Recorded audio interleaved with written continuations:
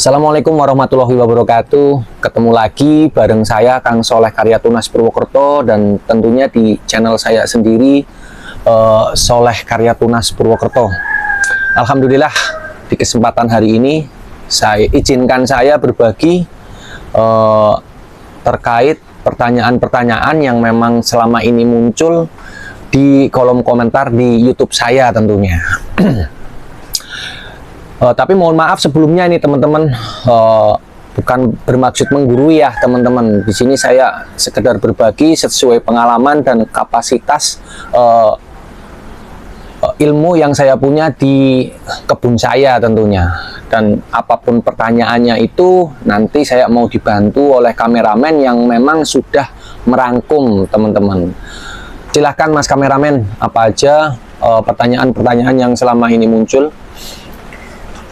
Ini Kang Soleh ya, pertanyaan yang paling sering muncul itu jenis-jenis alpokat yang genjah untuk pemula.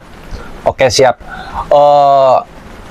Permasalahan genjah, sepemahaman saya, banyak sekali varian alpokat genjah. Salah satunya memang yang sudah familiar itu ada Mickey, ada Alligator, ada beberapa jenis juga yang memang introduksi dari Vietnam, ada Red Vietnam, ada Yellow Vietnam, ada SAB, dan yang lain-lain tentunya. Untuk kegenjahan kurang lebihnya itu Mas kameramen, tapi masih banyak tentunya pertanyaan-pertanyaan ataupun jenis-jenis genjah lainnya. Dari mulai lokal premium sampai introduksi ya Mas. Banyak, yang jelas banyak untuk varian yang asal genjah itu banyak. Bisa dilanjut lagi mungkin kalau kegenjahan banyak, salah satunya sudah tadi saya sebutkan Mas kameramen. Dari jenis-jenis tersebut kira-kira lebih cocok ditanam di DPL berapa Mas? Nah justru ini yang menurut saya poin yang sangat penting tentunya buat ini teman-teman calon pekebun. Kita tuh jangan hanya berpatokan sama kegenjahan. Itu satu poin yang bisa saya kasihkan ya. Kenapa? Karena ekspektasi kita menanam dan berkebun tentunya kan harapan kita petani menanamkan nggak cuma asal butuh buah banyak. Nggak cuma asal butuh tanaman kita itu tumbuh subur dan berbuah banyak. Tapi setelah kita tanam pasti endingnya nanti itu kita butuh buah yang lebat, yang banyak, yang hasil buahnya itu enak. Kenapa saya bilang seperti itu?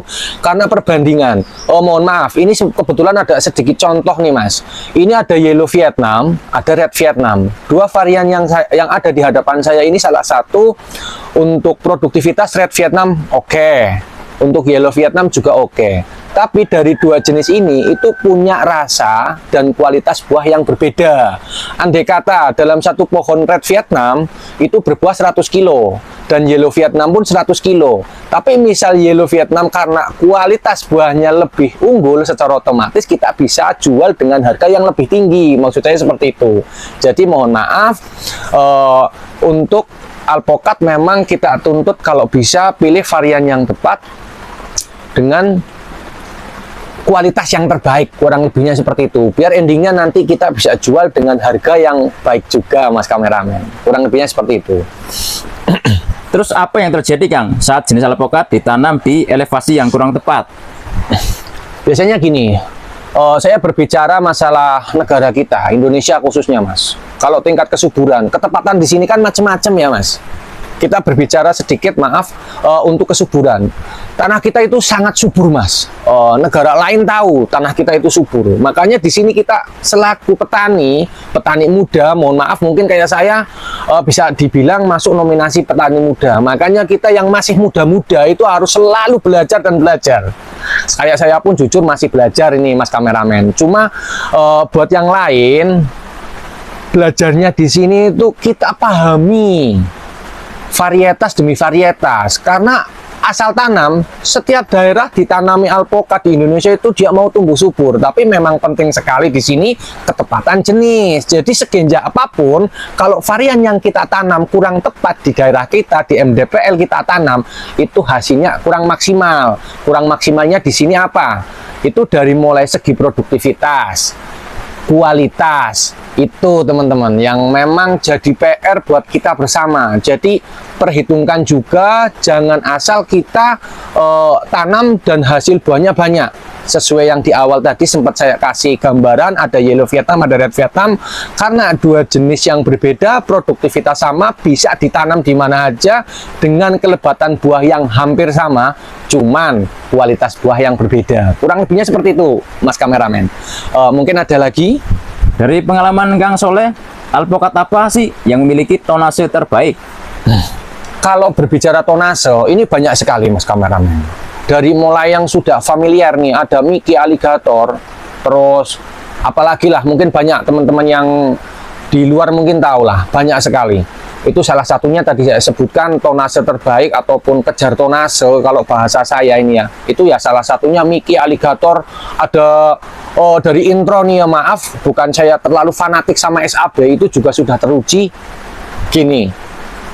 Teruji kelebatan buahnya, untuk skup kejar tonase juga dapat sekali, apalagi kembali ke rasa, insya Allah jenis SAB itu sangat rekomendasi dari segi produktivitas, kejar tonase, plus rasanya juga alhamdulillah marketnya sudah kebentuk dan baik juga. Kurang lebihnya seperti itu. Terus menurut Kang Soleh, alpukat rekomendasi untuk pemula yang bisa ditanam di semua MDPL dengan kualitas yang sama. Siap. Ini termasuk pertanyaan yang selama ini kepingin saya kasih tahu dan kepingin saya jawab sekali ini. Pemantapan tentunya buat teman-teman calon pekebun. Karena data yang masuk di saya, insya Allah saya berbicara di sini, saya berbagi di sini itu bukan sekedar istilahnya kata orang ya. Ini mohon maaf, tapi memang berdasarkan pengalaman yang saya dapat, saya cari banyak referensi dari berbagai daerah, khususnya dari mulai MDPL yang rendah, medium sampai tinggi, Mas kameramen. Itu saya nemu varian yang memang sangat rekomendasi, itu salah satunya SAB. Kenapa saya bilang SAB? Itu memang data yang saya terima dan sudah pernah semuanya saya icip, itu untuk kualitas SAB itu untuk rasa dia nggak lari kayak gitu, nggak jauh lari dari kalau maaf ini saya bandingkan dikit sama jenis-jenis yang lain kayak gitu. Dari mulai produktivitas dia oke, terus kualitas buah khususnya dirasa itu dia nggak gampang lari. Beda, maaf kata, saya nggak mau nyebutin satu jenis, tapi banyak alpukat baik itu dari lokal ataupun introduksi, itu dikala ditanam di MDPL rendah dia punya perform rasa yang bagus. Cuma dikala diajak naik dikit, khususnya di MDPL medium, itu biasanya dia lari dari mulai kadar air, kualitas warna daging yang memang cenderung menurun, contoh kata itu pucat dan sebagainya. Jadi untuk rekomendasi mungkin untuk kelas, ya maaf saya juga masih pemula, tapi alangkah baiknya kalau misal ini tuh SAB lah, insya Allah kualitas tadi saya sampaikan nggak mengecewakan, terus dia itu adaptif karena cocok dari mulai MDPL rendah, medium sampai tinggi, itu sudah data komplit masuk ke saya. Seperti itu Mas kameramen. Terus menurut Kang Soleh ini ciri-ciri bibit alpukat yang bagus nih yang seperti apa sih Kang? Oke, siap. Gini teman-teman, kebetulan nih ada di sebelah saya, mungkin ini bisa menjadi gambaran ciri-ciri atau ciri-ciri bibit yang bagus ya teman-teman. Bisa teman-teman tengok, ini di tangan saya pegang itu ada bibit salah satu bibit bagus, karena bisa teman-teman tengok sendiri kualitas bibitnya. Itu kita tengok dari mulai rootstock atau seedlingnya nih ya teman-teman. Ini ada seedling daun, memang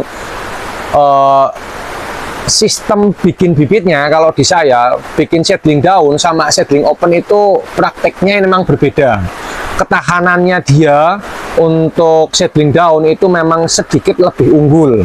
Sekalian buat tampilan kalau bibit yang bagus, ya maaf ini orang mau beli bibit dengan tampilan seedling daun sama tampilan seedling open itu pasti berbeda.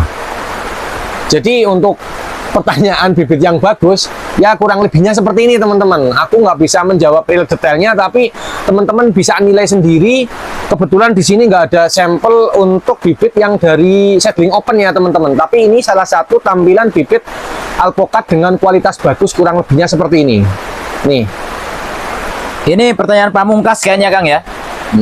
Ini Siap, ada yang minta tips dan juga pesan-pesannya dari Kang Soleh buat para calon pekebun alpukat. Oke, siap Mas kameramen. Ini tips dari saya buat teman-teman calon pekebun, khususnya posisikan kalau bisa cari tempat bibit yang amanah, dan syukur-syukur mereka petani-petani ataupun pembibit-pembibit yang memang real punya pohon induk, teman-teman. Itu salah satunya tips dari saya. Dan untuk pesan-pesannya ialah tolonglah buat teman-teman pembibit, tolonglah kasih mereka bibit-bibit terbaik kalian, bibit-bibit yang memang tepat di mana calon-calon pekebun itu mau menanam. Varietasnya, kualitasnya, kasihlah gambaran-gambaran. Karena apa? Kita menanam, kita petani menanam itu bukan permasalahan di awal kita punya modal, beli bibit, punya lahan, tanam, selesai. Itu tidak seperti itu. Tapi banyak proses-proses yang memang memerlukan banyak sekali perjuangan, permodalan tentunya, yang memang luar biasa. Ini berdasarkan pengalaman saya selama ini. Karena sudah pernah saya temukan kasus-kasus mereka petani ataupun pekebun-pekebun yang beli bibit nggak tahu lokasi penangkar bibitnya, nggak tahu pohon induknya, yang pada akhirnya itu kecewa di kemudian hari. Kenapa? Karena harus mereka potong dan ganti varietas. Sementara sudah banyak sekali effort yang dikeluarkan, baik dari segi, pokoknya dari macam-macam effort, semuanya sudah banyak pengorbanan, waktu, biaya. Mungkin permasalahan biaya, uang mungkin bisa terbayarkan, cuma yang namanya kecewa, sakit hati karena sudah menunggu sangat lama dan endingnya itu nggak sesuai ekspektasi, itu sangat sakit, teman-teman. Sedikit contoh nih, mungkin ada di video kali ini yang saya terangkan, ada mungkin di benak teman-teman petani khususnya pernah beli bibit, order bibit, taruh kata A dan dapatnya itu B. Mungkin bibitnya lebih bagus, teman-teman. Mungkin bibitnya lebih bagus dari apa yang teman-teman pinginkan. Cuma kalau misal bibitnya jelek, apakah nggak kecewa? Kurang lebihnya seperti itu. Contoh, teman-teman mau beli bibit Mickey, dikasihnya apa itu yang lebih bagus, aligator misal, mungkin bisa lebih bagus, cuma karena nggak tepat varietasnya, apakah teman-teman nggak kecewa? Kalau kecewanya lebih bagus walaupun nggak sesuai keinginan kita untuk jenisnya, mungkin kecewa bahagia. Tapi misal sebaliknya, itulah teman-teman